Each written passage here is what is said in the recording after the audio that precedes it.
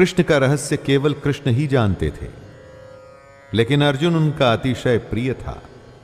अर्जुन उन्हें बेहद पसंद था, इसलिए कृष्ण उसका भला चाहते थे। उसके भले के लिए ही सबसे बड़े रहस्य को वो उसे बता रहे हैं और कह रहे हैं कि इसे ध्यान से सुन। कृष्ण कहते हैं, हे अर्जुन, तू मुझ में मन वाला हो, मेरा भक्त बन, मेरा पूजन करने वाला हो और मुझको प्रणाम कर। ऐसा करने से तू मुझको ही प्राप्त होगा। ये मैं तुझसे सत्य प्रतिज्ञा करता हूं, क्योंकि तू मेरा अत्यंत प्रिय है। दोस्तों, अर्जुन कृष्ण का अत्यंत प्रिय था। यह तो महाभारत की बात थी, लेकिन आज वो हर मनुष्य जो कृष्ण में, उनकी गीता में विश्वास रख उनके कहे अनुसार उनकी बातों पर चलने को तैयार है, वो भी कृष्ण को अत्यंत प्रिय है। इसीलिए वो कह रहे हैं कि अपने मन को उनमें लगाना है, उनका भक्त बनना है, उन्हीं की पूजा करनी है और उन्हीं को प्रणाम करते हुए उनके कहे हुए कर्मों को करना है। सर्वधर्मान् परित्यज्य मामेकं शरणं व्रज, अहं त्वा सर्वपापेभ्यो मोक्षयिष्यामि मा शुचः। अपना अहंकार, अपने होने का भाव, अपना अस्तित्व सब कुछ भूलकर बस अपने को कृष्ण की शरण में डाल देना है। ऐसा ही कृष्ण कहते हैं। अपने धर्मों को, यानी कि अपने संपूर्ण कर्तव्य कर्मों को कृष्ण को सौंपकर सिर्फ उस सर्वशक्तिमान, सर्वाधार परमेश्वर की ही शरण में जाना है। कृष्ण कहते हैं, हे अर्जुन, मैं तुझे संपूर्ण पापों से मुक्त कर दूंगा, तू शोक मत कर। दोस्तों, जब आप कृष्ण की शरण में चले गए, यानी कि उनके कहे अनुसार चलने लगे, तो फिर आपके शोक आपके न होकर कृष्ण के हो जाते हैं। उनका यही कहना है कि वो हर शोक को दूर कर देंगे।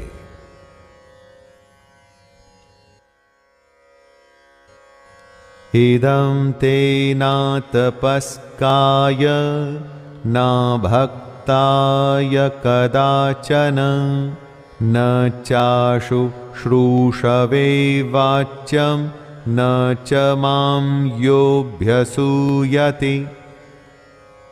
बिना मांगे सलाह देना समझदारी नहीं होती। दोस्तों, ऐसा ही कुछ कृष्ण भी अर्जुन से कह रहे हैं। वे कहते हैं कि तुझे ये गीता रूप रहस्यमय उपदेश किसी भी काल में तप रहित मनुष्य से नहीं कहना चाहिए। न उसे कहना चाहिए जिसमें भक्ति नहीं, उसे भी नहीं कहना चाहिए जिसमें सुनने की इच्छा नहीं है, और जो मुझ में दोष दृष्टि रखता है उससे तो कभी भी मत कहना।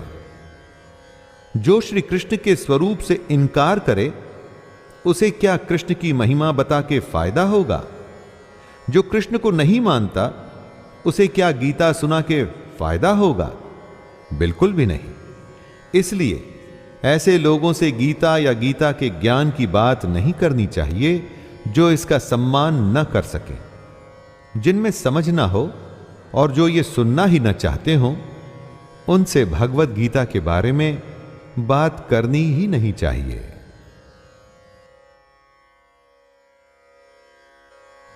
यैमं परमं गुह्यं मद्भक्तेष्वभिधास्यति भक्तिं मयि परां कृत्वा मामे वैष्यत्य संशयः। कृष्ण कहते हैं कि जो उनके स्वरूप से इनकार करता है, उसे गीता नहीं सुनानी चाहिए। जिसमें भक्ति नहीं, उसको गीता का ज्ञान देना व्यर्थ है। लेकिन साथ में कृष्ण ये भी कहते हैं कि जो पुरुष मुझ में परम प्रेम करके इस परम रहस्य युक्त गीता शास्त्र को मेरे भक्तों में कहेगा, वह मुझको ही प्राप्त होगा। इसमें कोई संदेह नहीं है। यहां कहेगा से सिर्फ यह मतलब नहीं कि आप गीता पाठ करेंगे। दोस्तों, यहां कहेगा से यह मतलब है कि जो ज्ञान बांटेगा तो खुद भी वो उसी ज्ञान पर चलेगा, और जो कृष्ण के बताए ज्ञान पर चलेगा तो स्वाभाविक ही है कि एक दिन वो कृष्ण को ही प्राप्त हो जाएगा। न च तस्मान् मनुष्येषु कश्चिन्मे प्रियकृत्तमः भविता न च मे तस्मादन्यः प्रियतरो भुवि। कृष्ण ने अर्जुन को अपना सबसे प्रिय बताया, और वो इसलिए क्योंकि कृष्ण जानते थे कि अर्जुन उनका सबसे बड़ा भक्त है। सबसे बड़ा भक्त इसलिए नहीं कि अर्जुन उनकी भक्ति करता था, इसलिए कि वो कृष्ण को अपना गुरु मान उनकी हर कही बात पर चलता था। ऐसा कृष्ण हर किसी के लिए कह रहे हैं। दोस्तों, जो भी सच्चे भाव से गीता का प्रचार करेगा वो कृष्ण को सबसे अधिक प्रिय है।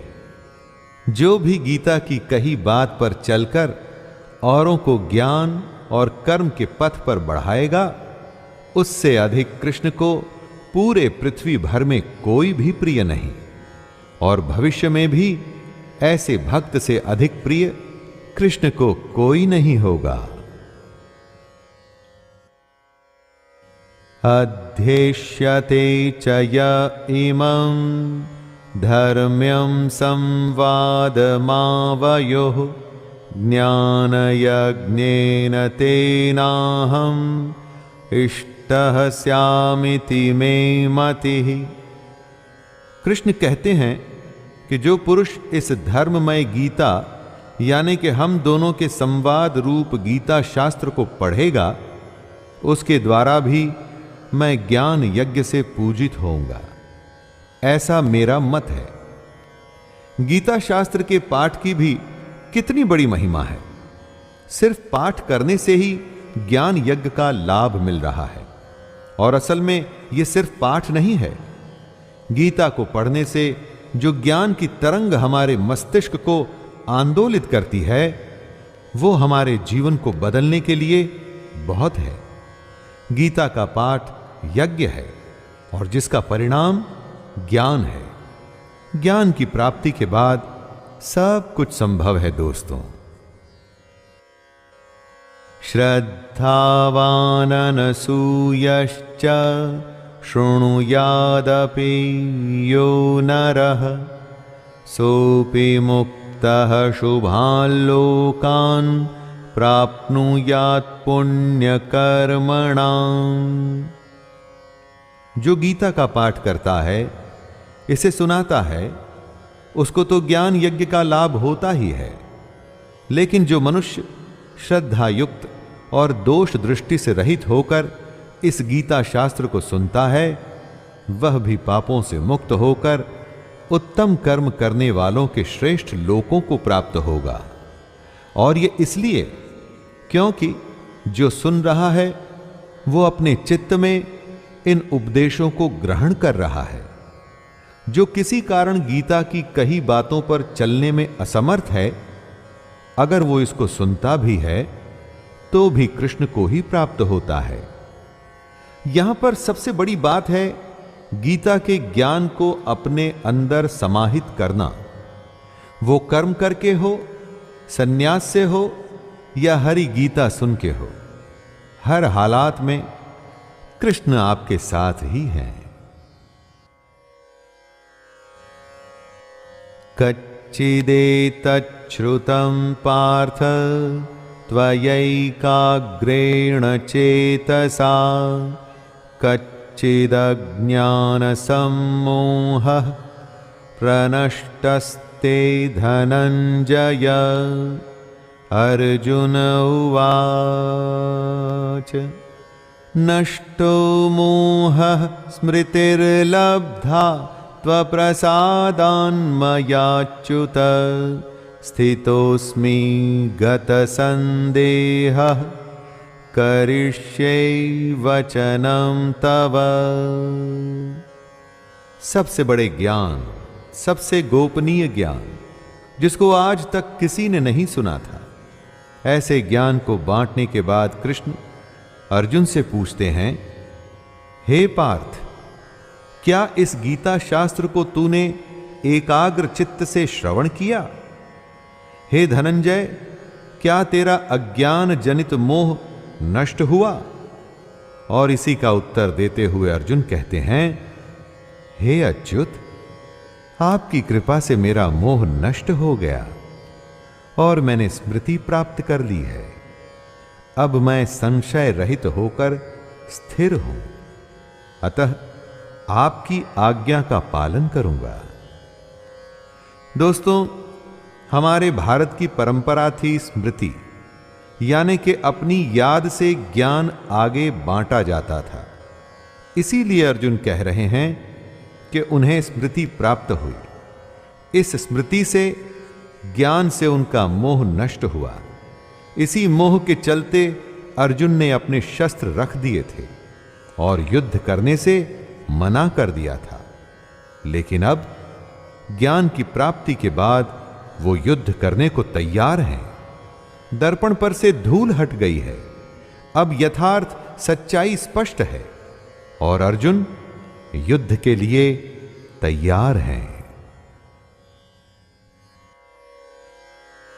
संजय उवाच इत्यहं वासुदेवस्य पार्थस्य च महात्मनः संवादमिमं श्रौषम् अद्भुतं रोमहर्षणं व्यासप्रसादाच्छ्रुतवानि तद्गुह्यमहं परं योगं योगेश्वरात् कृष्णात् साक्षात् कथयतः स्वयं। संजय अपनी दिव्य दृष्टि से ये आंखों देखा हाल धृतराष्ट्र को सुना रहे थे। संजय कहते हैं, इस प्रकार मैंने श्री वासुदेव के और महात्मा अर्जुन के इस अद्भुत रहस्य युक्त रोमांचकारक संवाद को सुना। श्री व्यास जी की कृपा से दिव्य दृष्टि पाकर मैंने इस परम गोपनीय योग को अर्जुन के प्रति कहते हुए स्वयं योगेश्वर भगवान श्री कृष्ण से प्रत्यक्ष सुना, जो परम गोपनीय था। अब वो संजय की वजह से हम सब जान पाए। दोस्तों, सोचिए, अगर संजय ये सब देख और सुन नहीं पाते तो क्या कभी गीता का ज्ञान हमें मिलता? संजय कृष्ण को योगेश्वर कह रहे हैं, वो भी उनका असली स्वरूप जान चुके हैं। योगेश्वर यानी कि जो स्वयं योगी हो और दूसरों को भी योग प्रदान करने की शक्ति रखता हो। राजन् संस्मृत्य संस्मृत्य संवादमिममद्भुतं केशवार्जुनयोः पुण्यं हृष्यामि च मुहुर्मुहुः तच्च संस्मृत्य संस्मृत्य रूपमत्यद्भुतं हरेः विस्मयो मे महान् राजन् हृष्यामि च पुनः पुनः।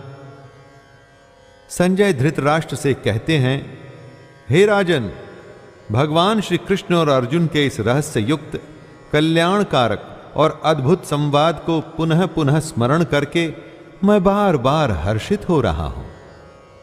जो संजय सुन चुके थे, अब वो हमेशा के लिए उनके साथ था। एक तरह से उनके लिए विश्वास करना मुश्किल हो रहा था कि इतना बड़ा रहस्य, दुनिया का सबसे बड़ा ज्ञान उन्होंने स्वयं सुना। इसी बात को बार बार सोचकर वो खुश हो रहे हैं। दोस्तों, आप ही सोचिए, जिसने अभी अभी योग का सबसे बड़ा ज्ञान स्वयं कृष्ण से सुना हो, उसकी खुशी आखिर कैसे रुकेगी? संजय के चित्त में महान आश्चर्य है। यही वजह है उनके बार बार हर्षित होने की। एक बार आप भी गीता के ज्ञान को अर्जित करने की कोशिश करिए। मुझे पूर्ण विश्वास है कि आप भी हर्ष से भर जाएंगे।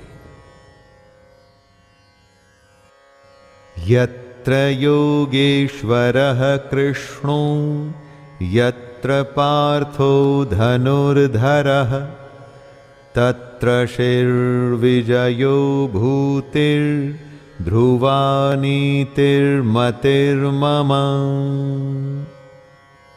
गीता के इस कृष्ण अर्जुन संवाद को खत्म करते हुए संजय कहते हैं, हे राजन, जहां योगेश्वर भगवान श्री कृष्ण हैं और जहां गांडीव धनुषधारी अर्जुन है, वहीं पर श्री, विजय, विभूति और अचल नीति है, ऐसा मेरा मत है। संजय कह रहे हैं कि जहां भी कृष्ण होंगे और उनके साथ अर्जुन होंगे, वहां पर सम्मान, नीति और जीत का होना निश्चित है। दोस्तों, कहने का अर्थ है कि जहां कृष्ण का ज्ञान और अर्जुन की भक्ति होगी, जहां कृष्ण हमारे सारथी होंगे और हम अर्जुन के जैसे उनको मानने वाले होंगे, तो वहां हमारा सम्मान और हमारी विजय निश्चित है। तो दोस्तों, इस अंतिम श्लोक के साथ वो संवाद खत्म होता है जिससे बड़ा संवाद कहीं भी दुनिया में कभी नहीं हुआ। ज्ञान का ऐसा महासागर कभी भी ऐसे सिमट के नहीं आया है, और ऐसा ज्ञान जिससे बड़ा कुछ भी नहीं, जिसके बाद कुछ भी नहीं। और यह ज्ञान है कि ध्यान हमारा धनुष है, इंद्रियों की दृढ़ता गांडीव है और ध्यान करने वाला अर्जुन है। यानी कि हम सब अर्जुन हैं। अपनी इच्छा शक्ति से गांडीव की तरह हमें अपने मन, अपनी इंद्रियों को नियंत्रण में रख अपने ध्यान को अपने कर्म पर केंद्रित करना है। हमें कर्म योगी बनना है और किसी भी युद्ध से मुंह न मोड़ते हुए उसे अपना कर्तव्य मान युद्ध करते रहना है। तो लीजिए दोस्तों, इसी के साथ मैं शैलेंद्र भारती आपसे विदा लेता हूं। जय श्री कृष्ण।